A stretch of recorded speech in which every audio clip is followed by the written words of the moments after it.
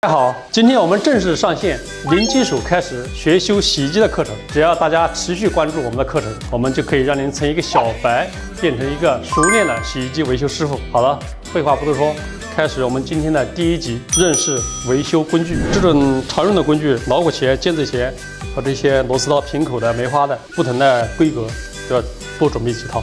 然后呢，这个电扳手配这种套筒一定要具备。 因为这个可以大大提高工作效率。这两根钳子呢，我们等会儿做一下演示。这两根钳子，很多熟练的师傅可能都没有这样的工具。这两样工具也可以很大的提高这种维修效率。等会儿给大家做个演示。今天在这里呢，就着重的介绍一下这个数字万人表它的使用方法。我们维修电器一定要学会熟练的使用万人表。万人表我们在实际维修当中使用到的也就它几个档位，一个就是它的直流电压档。 这个直流电压档，它的量程从600毫伏到1000伏。这个 NCV 档也是经常用到的，因为它是无接触的测电。这个就是说，等会儿给大家演示一下。这个是交流电压档。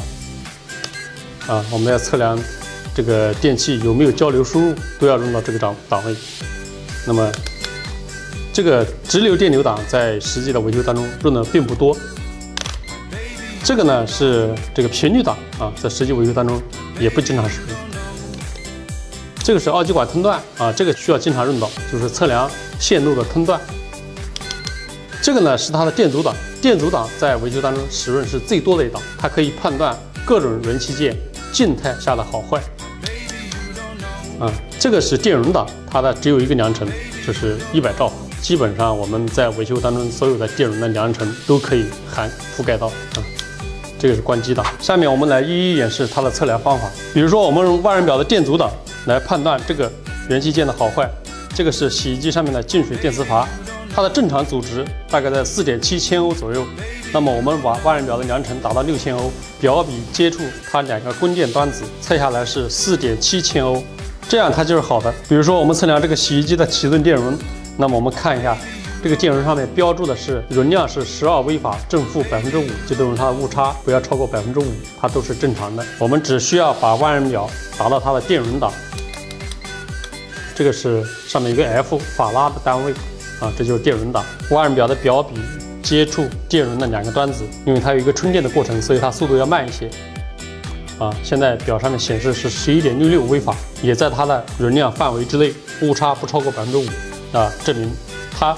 就是好的。下面我们来演示直流电压档的测量。万人表达到直流电压档6伏的档位，找个小电池来测试一下。这种小电池的正常的电压都是在1.5伏左右1.4伏。接下来我们来演示一下 NCV 档的测量。达到 NCV 档。NCV 档什么意思呢？它的意思就是说是无接触测量电压。好，我们来演示一下。比如说我们在客户家里做维修的时候，我们不知道客户家里 这个插座上到底有没有电？那么正常的方法，以前我们都是把它拆开，用万人表的电压档呢测量一下它有没有电压。那现在我们这个表上面有这个功能，就不用把它拆开，就知道它里面有没有电。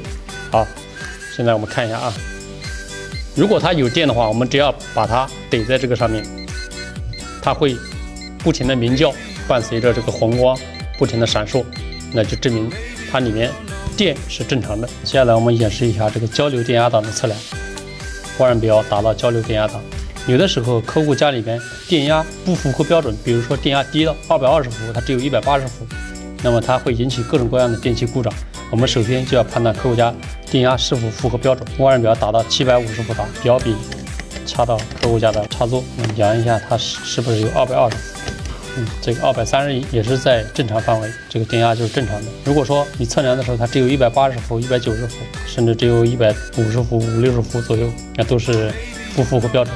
接下来跟大家讲一下这种大开口的扳手在洗衣机维修当中的妙用。我们在实际的上门维修当中有的时候这个排水阀非常难拆，因为它非常紧，我们手根本拧不下来，撬呢又怕把它撬坏。 那么这时候这种扳手就可以完美的解决这个问题。假如说这里面有异物造成洗衣机的故障，那么我们最简便的方法就是把这个排水阀给它打开。那这时候我们看这个排水阀上面非常光滑，没有一点借力的地方，手根本是拧不下来。这个时候我们可以借助这个工具，一下就可以把它拧下来。拧松了以后，我们就可以用手来拧。这样我们可以把它卸下来看看，这里面到底有没有异物，有没有脏东西。如果没有的话，我们再把它塞进去就可以了。接下来我们展示一下这种钳子是做什么作用的。我们经常这个滚筒洗衣机这个皮圈固定钢丝，我们拆的时候很好拆，瓶口起子一翘它就下来了。但是装的时候呢，就非常难装了。那么这时候这种钳子它就起作用。我们只需要把它的弹簧的两端固定在这个钳口上面，然后一绷，这样的话弹簧就会拉伸很多。现在我们来安装，就很好安装了。